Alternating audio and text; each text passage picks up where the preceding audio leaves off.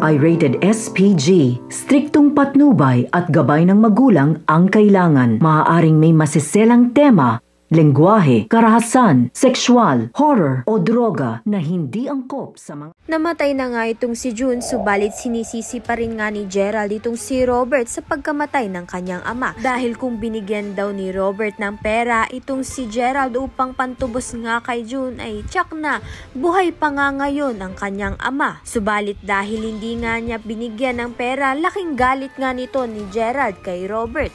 Kaya naman nga't dahil dito ay aawayin niya nga si Robert at susuntukin niya nga ito. Aawati naman nga sila nito ni Betsy at ni Gina.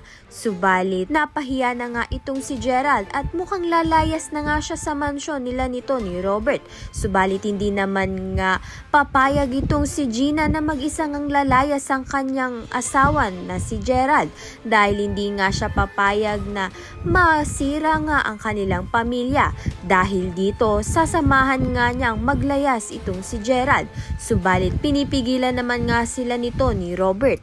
Sa kabilang banda naman nga, tuluyan na nga kayang maglayas itong si Gina at hayaan niya na nga kaya itong si Betsy na kuhanin na nga lahat ng yaman nito ni Robert.